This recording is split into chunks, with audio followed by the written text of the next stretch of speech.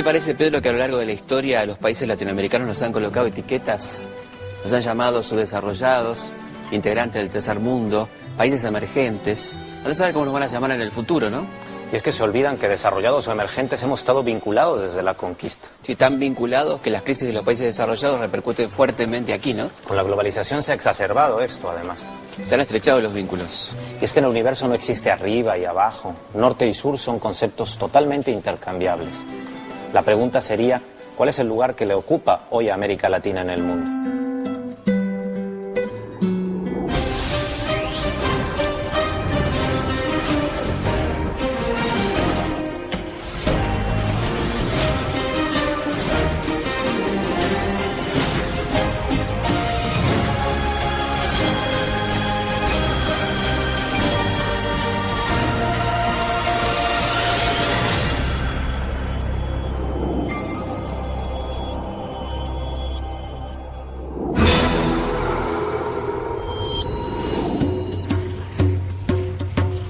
Latinoamérica no es una región aislada.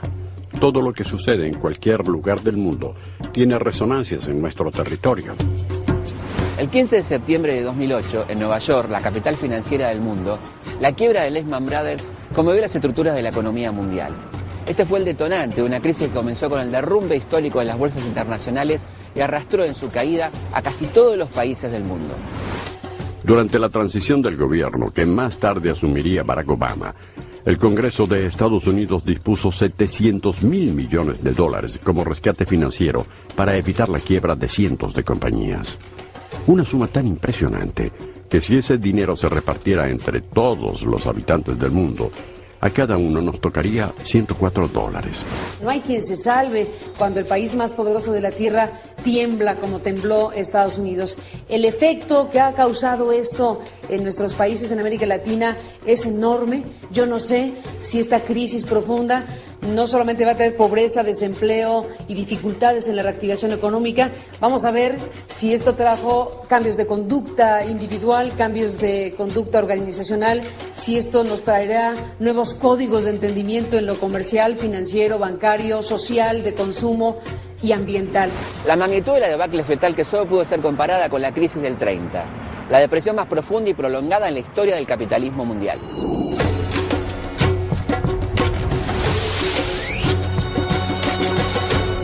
Paradójicamente, como la historia siempre es compleja y rica, la llamada crisis económica del 30 tuvo un efecto obviamente no buscado, cuál fue el del proceso de sustitución de importaciones en diferentes países.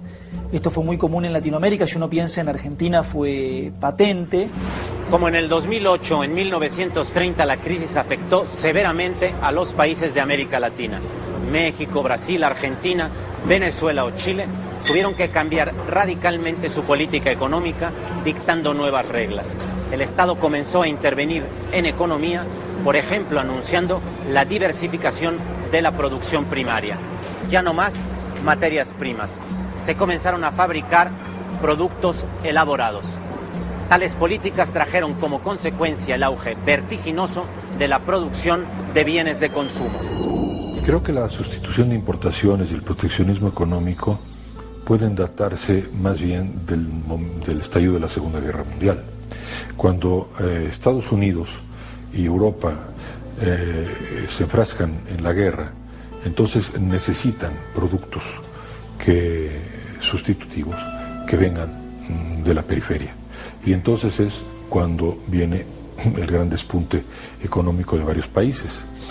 Y este proyecto de la sustitución de importaciones, bueno, tuvo un éxito razonable por varias décadas.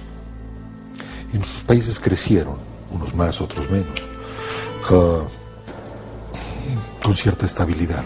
A partir de la imposibilidad de importar productos, sobre todo productos industriales, como se lo hacía hasta ese entonces de los Estados Unidos o de Europa, debido a la crisis, comienzan de manera bastante precaria al principio un proceso de industrialización que tuvo una incidencia importante, por ejemplo, en la mano de obra que necesitaron estas empresas, esta industria liviana de productos electrodomésticos, por poner un ejemplo.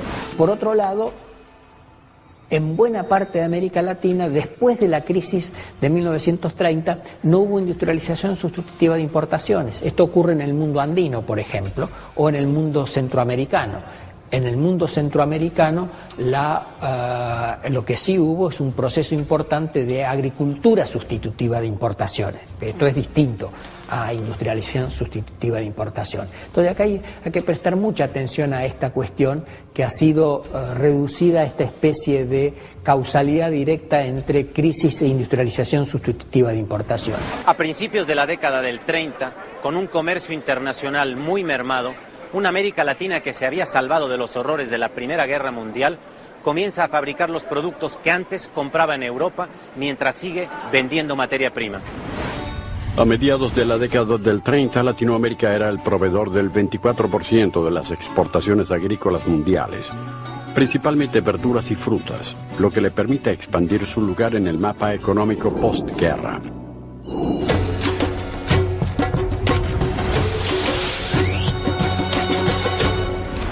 Latinoamérica tiene su lugar en el mundo, y Hollywood redescubre a los latinos en la figura de Carmen Miranda, la actriz que encarnó el imaginario de los latinoamericanos sensuales, voluptuosos y apasionados, que todavía hoy perdura. A Carlos Vives personalmente, como a los latinoamericanos en general, nos ven bastante tropicales, digamos, ¿no? Por ahí, en un estudio que hicieron para algo de una compañía con la que yo estaba trabajando, en el estudio salió que yo vivía en una playa muy tropical, que comía pescado y cocos todo el día. Había una visión un poco, digamos, tropical sobre mí, ¿no? Pero en general, yo creo que hay algo bonito que trasluce a la cultura latinoamericana y que sí tiene mucho que ver con esa magia y tiene mucho que ver con algo muy natural, de lugares naturales y de música muy del corazón. Ser latinoamericano me gusta la imagen latina, ¿sabes? Porque cuando sales al mundo, te vas a Europa, te vas a otros países, conoces, tienes la oportunidad de viajar, te das cuenta que tenemos un saborcito, los latinos, muy especial, que a lo mejor ese condimento le falta mucho por otras partes del mundo. Para los europeos, América Latina es una zona exótica, incluyendo a los argentinos. No hay diferencia para los europeos entre un boliviano, un indio, un argentino blanco. Entonces, eso es imagen y eso yo creo que no se puede borrar, eso para siempre. Los seres humanos tenemos la malísima tendencia de usar estereotipos que son cajoncitos del pensamiento que simplifican la realidad para que nos cueste menos pensar la vida, ¿no? Entonces, los estereotipos nacionales son de los más comunes, ¿no? Latinoamérica ha sufrido bastantes estereotipos. Por ejemplo, el estereotipo del exoticismo, ¿no? Carmen Miranda puso de moda, ¿no?, lo latino, pero lo latino era llevar un montón de plátanos en la cabeza, ¿no? O sea, y verdaderamente yo no he conocido en Latinoamérica gente con plátanos en la cabeza a modo de sombrero, ¿no? Entonces, eso era una distorsión clarísima, aparte de que ella era genial, la verdad, era divina, pero es una distorsión clarísima cultural de cómo era vista. Otro Miranda, que nada tuvo que ver con Carmen, pero que como ella se proyectó internacionalmente, fue el generalísimo Francisco de Miranda.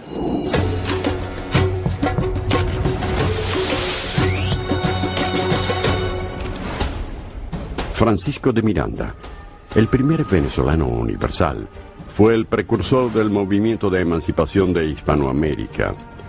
Pensó en un continente independiente y lo pensó en grande.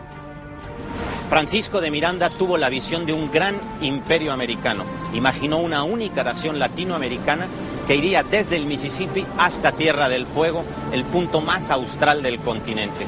Su lucha por la independencia permitió que nuestro continente adquiriera visibilidad en el mundo. Miranda tuvo la virtud de imaginar un continente políticamente unido, cohesionado y que tuviera un peso en el mundo. Y creo que probablemente es la primera persona que tiene esa mirada sobre América.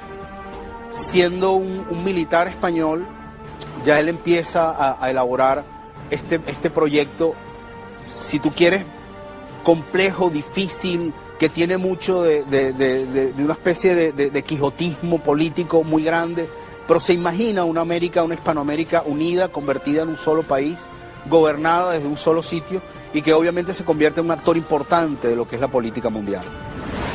El sueño quijotesco de Miranda fue realizado por Bolívar en la Gran Colombia, una república que existió apenas 10 años, entre 1821 y 1831, y que abarcó los territorios de las actuales Colombia, Venezuela, Ecuador y Panamá, y porciones de terreno que hoy pertenecen a Costa Rica, Perú, Brasil, Guyana y Nicaragua. Cuando se disolvió por diferencias políticas y tensiones regionales, con ella moría una utopía. Miranda diseñó para la América hispana un sistema de gobierno que tiene mucho de la República Romana antes de la entrada de los emperadores, que tiene algo del rescate de lo que es la tradición indígena, la tradición autóctona del continente. Él hablaba, por ejemplo, de que el cargo de los dos más importantes debían llamarse incas. Él quiere rescatar esa tradición peruana. Cree, obviamente, en la división de poderes, cree realmente en un parlamentarismo eficaz, en una representación popular que permitiera a las distintas clases sociales y que permitiera a las distintas naciones tener una voz frente a ese gobierno, aunque fuera siempre un gobierno fuerte, un gobierno sólido. Creo que muchas de esas ideas tal vez hoy en día ya no tienen la misma vigencia que antes, pero el hecho de ser el primero en tener una visión unitaria del continente, una visión políticamente coherente de la América hispana, creo que le da un valor muy especial. Hoy día es inconcebible imaginar el mundo del siglo XXI, no del siglo XXII, sin que los países latinoamericanos estén proponiendo perspectivas que pueden ser perspectivas que ayuden al resto del mundo.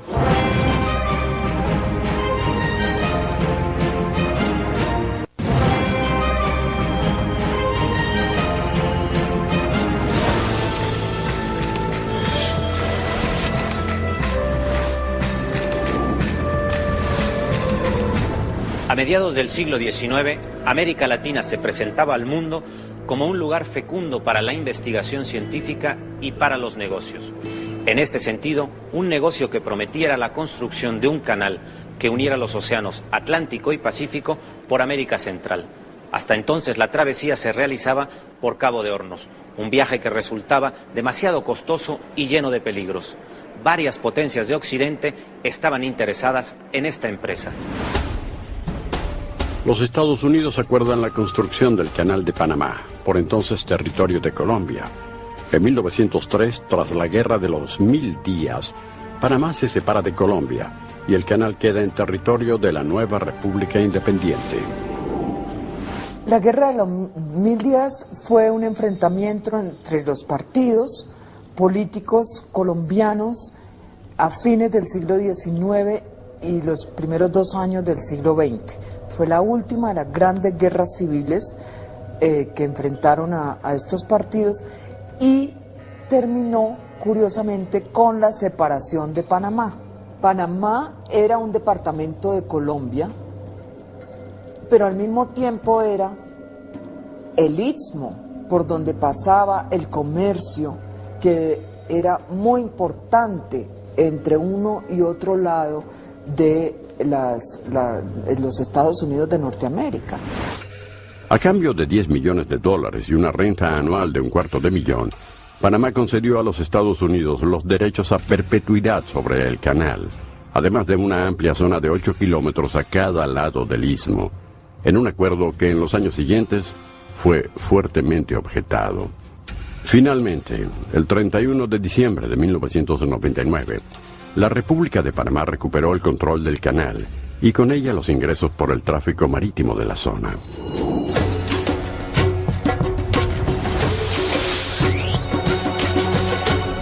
Desde su construcción, el Canal de Panamá fue mucho más que una útil y neutral ruta para los barcos de todos los países. Desde su traspaso por parte de los Estados Unidos a Panamá, se transformó en una fuente fundamental de recursos para la economía de ese país. Sin embargo, esta recaudación no sirvió para evitar que Panamá se transformara en el principal deudor de Centroamérica y el principal del Caribe, después de Cuba. Gran parte de la deuda externa latinoamericana se generó en 1973, durante la guerra de Yom Kippur, cuando la Organización de Países Exportadores de Petróleo bloqueó el suministro de crudo al mundo porque Occidente apoyaba a Israel en su contienda contra Siria y Egipto. En 3 meses, el precio del crudo se multiplicó por 4. Con la venta del petróleo sobrevaluado, los países de la OPEP recibieron muchísimo dinero y lo invirtieron en las plazas financieras occidentales. Los bancos, a través de los organismos internacionales de crédito, como el Fondo Monetario Internacional y el Banco Mundial, ofrecieron préstamos accesibles a los países en vías de desarrollo. A este dinero se lo llamó petrodólares. Las deudas externas de estos países crecieron exponencialmente. Los gobiernos latinoamericanos, en su mayoría militares desde mediados de los 70, no realizaron inversiones productivas, sino que malgastaron este capital. Si uno se pregunta por qué en los 70 se dispara la deuda de los países americanos, la única respuesta posible es porque era barato prestar.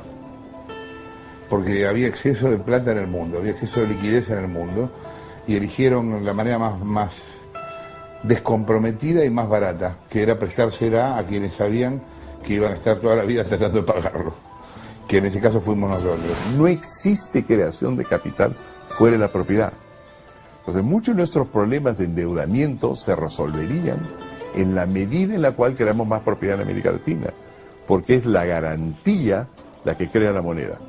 Hasta que los latinoamericanos no comprendan eso, que podría tomar unos 100 años más, vamos a seguir endeudándonos afuera inútilmente.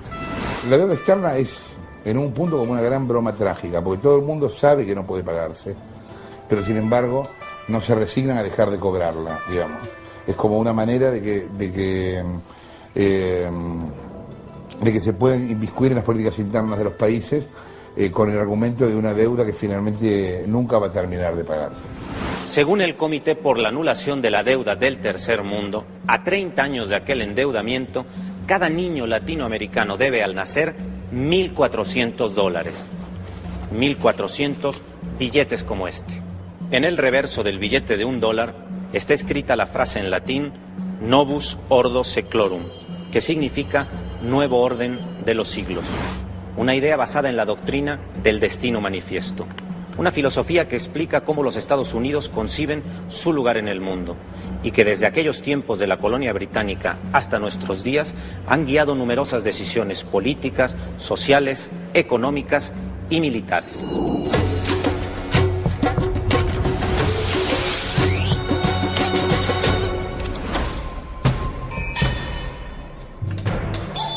Esta idea de que Dios te ha elegido para salvar a los demás no es una invención norteamericana. Ellos son un país de inventores. Han regalado al mundo grandes invenciones.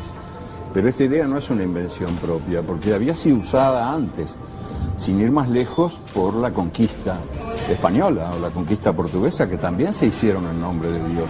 O'Sullivan, este periodista norteamericano que está escribiendo y que está viviendo todo este expansionismo, esta fiebre de toma, de ambición, de terreno, le pone simplemente un nombre, Manifest Destiny, que no es exactamente destino manifiesto, es el destino que está allí visible, que es obvio, que es el de ampliar, apoderarse de estas tierras para ampliar el área de la libertad.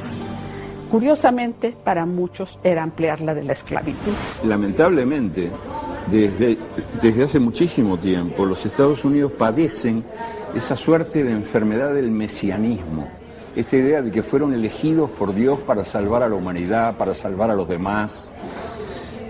Yo lo único que pido es que nadie me salve, por favor. Yo no quiero ser salvado, porque además la experiencia histórica demuestra que por salvar a sus vecinos latinoamericanos, los Estados Unidos nos han llenado de dictaduras militares atroces, todas en nombre de la democracia y todas nacidas para salvarnos del peligro comunista, para salvarnos del peligro terrorista, para salvarnos del peligro de ser nosotros mismos.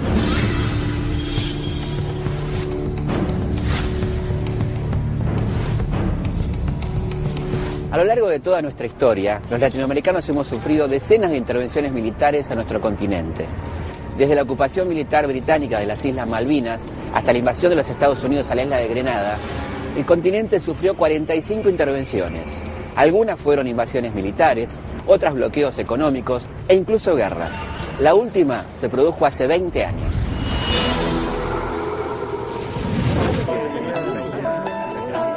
Lo de la unidad latinoamericana me hace ruido positivamente y considero que eso sí es algo factible. Que cada vez más los líderes de América del Sur, sobre todo, se dan cuenta de que solos son devorados por el mundo. Unidos tienen más poder. Lástima que todavía no se puedan unir en esas corrientes que se dan hacia la izquierda o hacia la derecha al mismo tiempo en los países. En este momento hay confrontaciones, hay países que están en el centro, otros que van por la izquierda y otros que van por la derecha. Y ya es más difícil conciliar esos ánimos políticos. Pero igual, aún así, yo avisoro un destino común inevitable en el sentido positivo para América del Sur.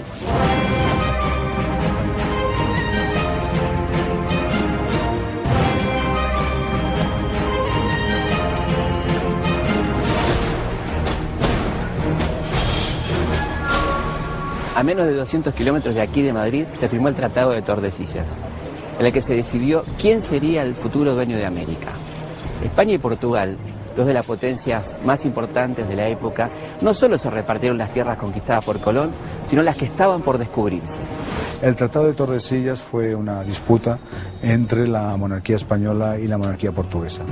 Hay que significar y hay que recordar que para esos años, para ese siglo, esas monarquías son unas monarquías absolutas y por lo tanto la conjunción entre poder y religión o entre poder e iglesia es una mezcla totalmente integrada. Quien va a dirimir el reparto, porque fue un reparto de los territorios coloniales en América, en este caso va a ser el Vaticano, estableciendo el Papa, estableciendo una división en función de un paralelo entre los territorios portugueses y los territorios españoles.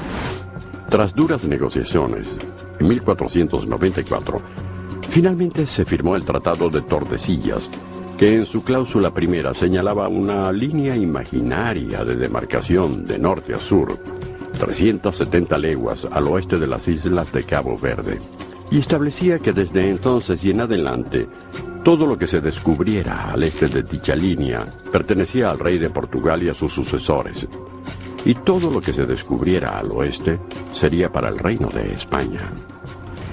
Se había firmado en Tordesillas, a orillas del Duero, bajo el escudo de armas de los Reyes Católicos, que tiene al águila de San Juan, el símbolo de la evangelización, como figura principal.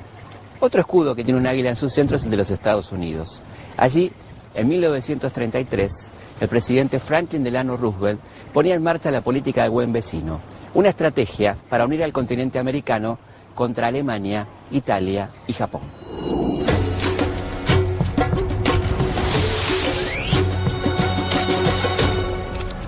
El presidente Roosevelt decide modelar la intervención de su país en los asuntos internos de Latinoamérica y propone que la política del buen vecino se convierta en el nuevo trato de Estados Unidos con la región. El contexto de la política del buen vecino iba justamente en esta dirección de tratar de ganar adhesiones en América Latina en un contexto en el que el mundo empezaba a convulsionarse y que de algún modo predefinía lo que después va a ser la Segunda Guerra Mundial, para lo cual para la estrategia norteamericana está claro que era vital contar con el apoyo latinoamericano. Los Estados Unidos entendieron que para contar con el apoyo latinoamericano era fundamental contrarrestar la propaganda nazi. Para ello crearon la Oficina de Asuntos Interamericanos, desde la que se produjeron cientos de libros, revistas, conciertos y muestras de arte. La acción de propaganda más fuerte vino de la industria cinematográfica. La Oficina de Asuntos Interamericanos se convirtió en el lugar donde se censuraban todas las películas norteamericanas que llegaban a nuestro continente. La oficina se opuso a la distribución de materiales potencialmente ofensivos para Latinoamérica o que mostraran aspectos negativos de la política norteamericana. Hollywood, ansiosa por apoyar al gobierno en su lucha contra los nazis y en conquistar nuevos mercados, respondió favorablemente. La política del buen vecino, en realidad, debe mirarse en cuanto a su eficacia en un contexto que se hizo más complejo a partir de la resolución de la Segunda Guerra Mundial, porque está claro que en aras de esta política la administración de Roosevelt se hizo muy notoria como una presión muy fuerte sobre los países latinoamericanos para que estos se sumasen a la declaración de guerra al eje y al eje europeo y a Japón, digamos, a Alemania y a Japón básicamente, ¿no? Seguramente la política del buen vecino ayudó para que varios estados latinoamericanos acompañaran a los Estados Unidos durante la Segunda Guerra Mundial. Pero 50 años después, los Estados Unidos y México ya no eran tan buenos vecinos.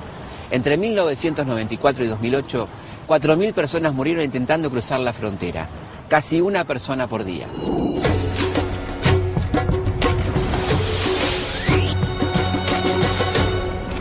La historia de la fluctuante frontera entre México y Estados Unidos comienza cuando un grupo de colonos norteamericanos ocupa Texas, por entonces territorio mexicano. México enfrenta a los Estados Unidos para recuperar su territorio. El general Santa Anna, a cargo del gobierno mexicano, es derrotado. Un año después, California es ocupada por los Estados Unidos. Al finalizar la guerra, México había perdido más de la mitad de su territorio. El problema de la frontera es muy penoso para los mexicanos. La pérdida de territorio es realmente, yo creo que la herida más grande de la historia mexicana. Todavía pueden no saber mucha historia de México, pero a todo el mundo le duele haber perdido Texas, California y Nuevo México. Para entender cómo ocurrió eso, es decir, cómo ocurrió que California, que era una provincia, un territorio del rey español y luego de México, termina siendo el estado más importante de los Estados Unidos, yo creo que hay que mirar hacia atrás y ver precisamente aquello que ocurrió antes del Bicentenario y cómo ocurrieron las guerras de liberación y de independencia de nuestra América. Digamos, mi pregunta ideológica de la cual yo parto es: ¿por qué no vino nadie a rescatar y ayudar a los californios cuando estaban siendo sobrepasados por los norteamericanos? ¿Qué ocurrió ahí? Si hubieran venido 1 millón de argentinos, chilenos, ecuatorianos, colombianos, la historia sería otra. Imagínate hoy si hubiese una república independiente de California hablando castellano y otra de Arizona y otra de Colorado, ¿no? Sería muy distinta la historia del mundo. Las provincias del norte de México se convirtieron en parte de los Estados Unidos y cambió la historia. Hacia el año 2000 había 10 millones de inmigrantes mexicanos en los Estados Unidos, de los cuales casi la mitad eran indocumentados. En el 2006 se calculaba que por año alrededor de 500,000 de mexicanos ingresan ilegalmente al país del norte en busca de trabajo. Me parece que hay algunas cosas que son más o menos obvias. La migración es de México a los Estados Unidos y no de los Estados Unidos hacia México, lo cual quiere decir que obviamente una buena cantidad de mexicanos considera que es más interesante vivir en los Estados Unidos que la cantidad de americanos que creen que es mejor vivir en México. A pesar de que a mi juicio México es un país mucho más interesante y bello. Pero obviamente el problema no está en la belleza, el problema no está en la calidad de vida, el problema está en la prosperidad. Y es obvio que los Estados Unidos son un país bastante más próspero. Y son más prósperos porque tienen un sistema económico mucho más articulado. La crisis de México es estructural. Es una crisis absolutamente sistémica.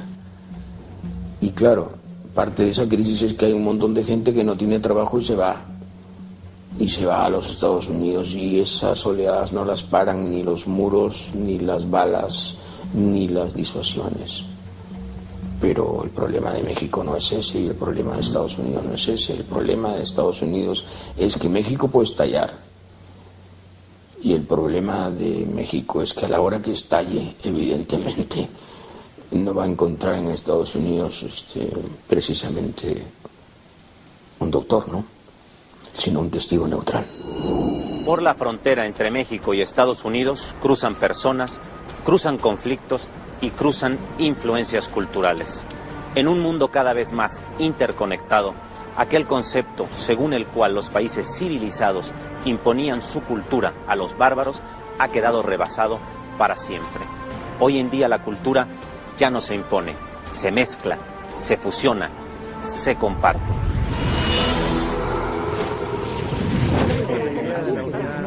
Yo creo que celebramos o conmemoramos el bicentenario porque a pesar de las cosas difíciles, creo que todo está por hacer hacia adelante. Creo que hay mucha esperanza. Creo que somos un pueblo diverso y debemos buscar estar unidos.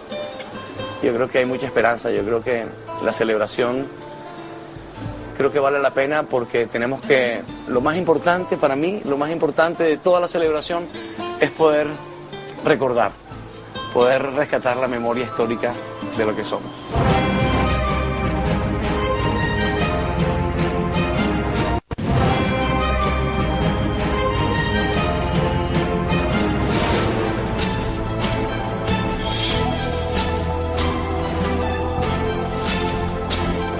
En Latinoamérica, la mezcla de expresiones culturales propias con influencias extranjeras va perfilando la identidad y la cultura de nuestra región.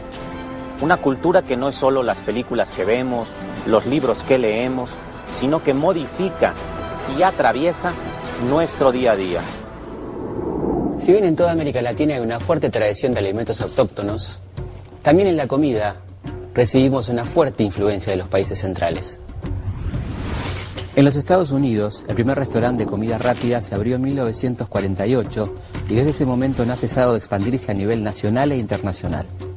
El primer país de la región donde se instalaron fue Puerto Rico, a mediados de la década del 60. Actualmente en América Latina, la franquicia más popular tiene más de 1.750 restaurantes distribuidos en 18 países de la región. Según datos del año 2007, la empresa que emplea más de 80.000 personas en todo el continente vende sus menús rápidos a más de 3,5 millones de latinoamericanos por día. La diferencia entre nuestro fast food y el fast food del marketing, de la transnacional, ¿no? Son varias y muy importantes, ¿no? A diferencia del fast food industrial, en donde nace para hacerse en serie, el nuestro fast food es artesanal, es hecho a mano y es hecho uno por uno. Y lo más maravilloso es que, a diferencia de este fast food que pertenece a un solo dueño que domina el mundo, nuestro fast food está lleno de miles de propietarios, de personas con nombre y apellido, que se ganan la vida dignamente haciéndonos felices, ¿no? Entonces hay una gran diferencia. ¿Qué comemos? ¿Dónde vivimos? ¿Cómo nos vestimos? Con el correr de los años en Latinoamérica, desde la conquista hasta nuestros días, hemos sentido una profunda aceptación de lo propio y una fascinación por lo extranjero. Y en el medio, en este juego de aceptación y rechazo y de posturas intermedias, nos hemos convertido en lo que somos.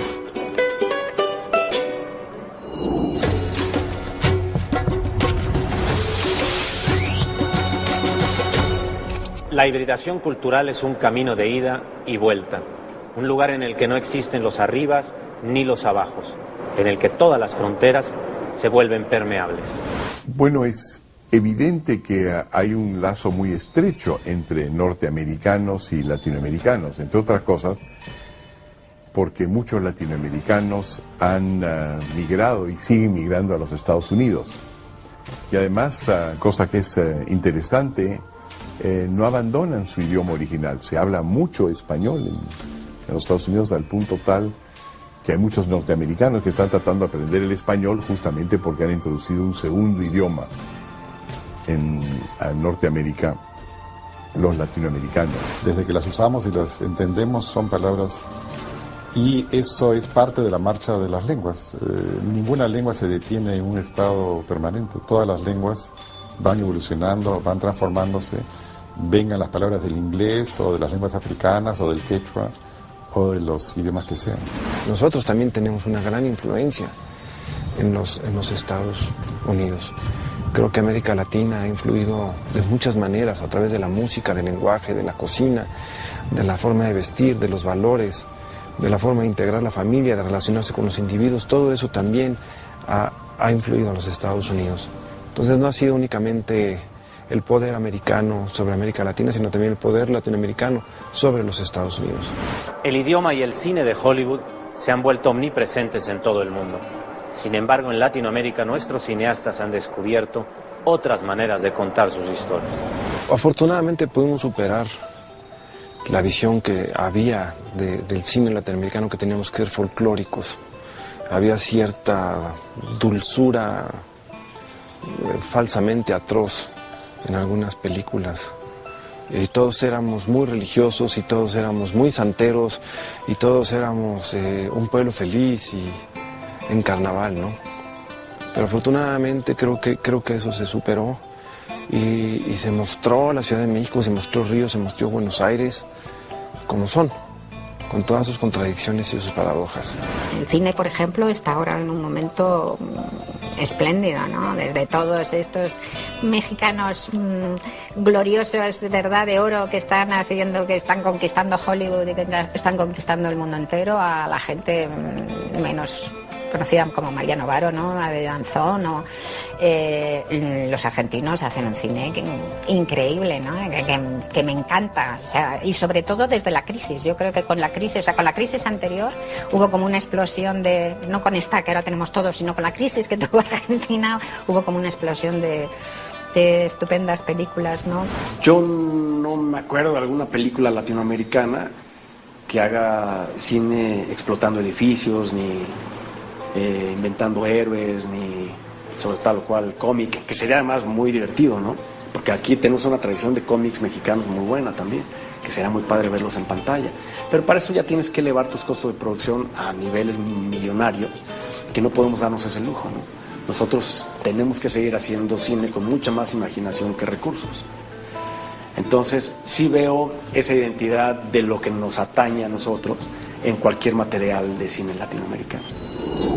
Películas como la argentina La Ciénaga, la mexicana Amores Perros, la uruguaya Whisky o la brasileña Estación Central supieron reflejar la realidad social y la identidad latinas.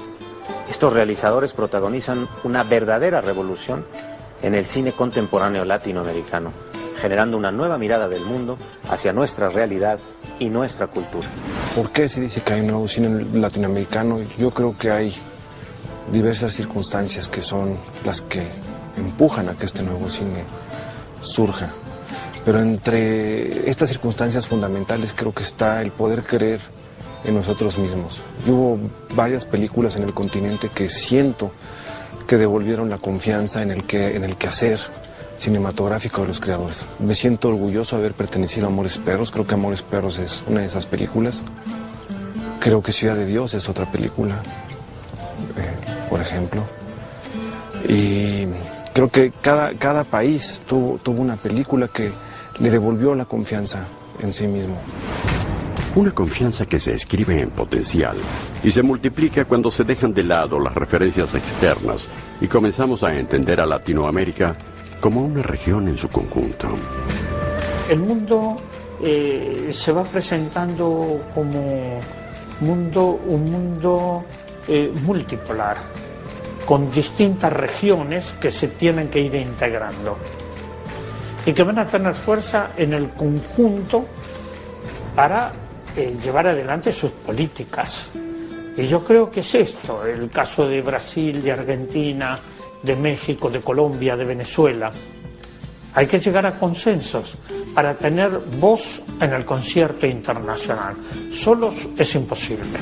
El lugar que ocupa Latinoamérica hoy en el mundo es el penúltimo lugar antes de África. Este es un continente casi olvidado y la culpa de ese olvido la tenemos nosotros. Porque mientras sigamos aferrados a nuestros mitos políticos, a nuestros mitos revolucionarios, a nuestros caudillismo, a nuestras ilusiones populistas, a nuestros atavismos económicos y también a nuestros complejos de inferioridad, y a seguir culpando al mundo de lo que nos pasa en vez de ver hacia adentro cómo ordenamos nuestra casa, dentro de la libertad, estaremos cada vez más condenados a ser, bueno, el continente olvidado.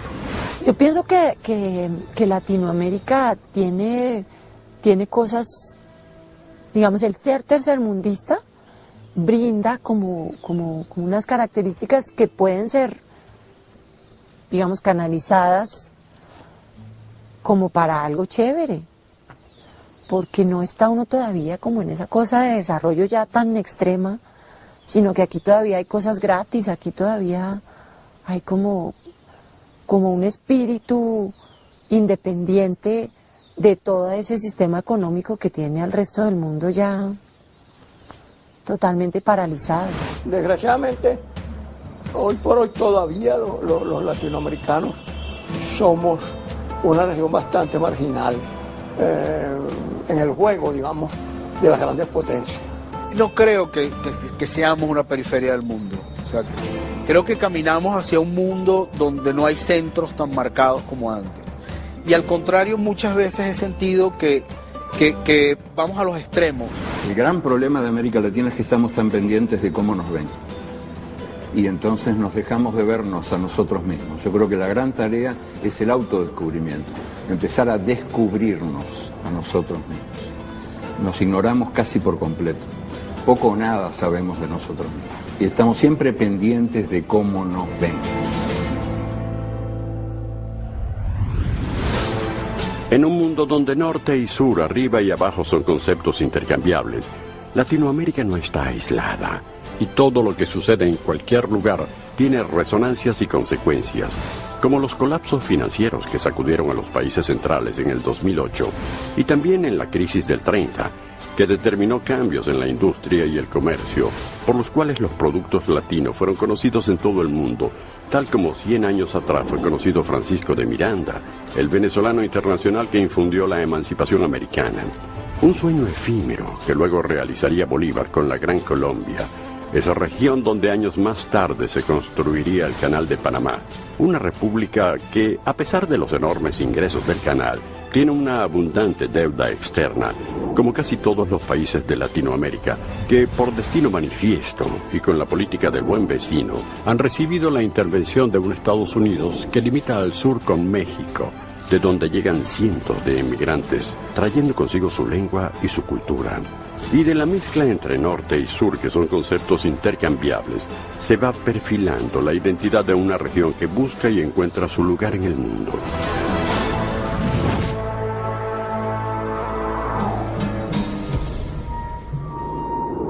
Hemos sido colonia, nos hemos liberado, pero seguimos siendo dependientes. Fuimos lugar de paz cuando todos estaban en guerra. Somos la reserva ecológica del mundo. Sí, eso es lo curioso. Por aquí van a pasar gran parte de las soluciones a los problemas que tiene la humanidad. A 5 siglos de la conquista y en pleno bicentenario, Latinoamérica es el lugar del futuro. Como países emergentes, todo está por hacerse. Este es el lugar donde se puede pensar todo de nuevo y desde otro lugar. Somos los dueños del futuro y el desafío en este bicentenario es apropiarnos de lo que nos pertenece. Y es en este desafío que los latinoamericanos estamos inexorablemente unidos por la historia. La mujer ha tenido un papel protagónico en América Latina, incluso llegando a cambiar el curso de la historia. Yo creo que tuvieron un protagonismo un tanto invisible. Son mujeres que rompen los códigos de su época. El hecho de que ellas existan implica que hay una cantidad que las necesitan. A un hijo que no vuelve se lo busca siempre. Las ciudades de Latinoamérica eran ciudades de hombres. No había una sola mujer en la calle. Era un ser excepcional, muy sensible, intuitiva. Desde que una mujer pudo votar y otra pudo llegar a ser presidenta, pasaron 64 años. Estaba cansada de tolerarlo, de obedecerlo. Falta un largo camino para recorrer hasta que a las mujeres se les reconozcan efectivamente todos sus derechos. En tanto sorprenda que esté una mujer en algún espacio de representación, tenemos un enorme camino por recorrer.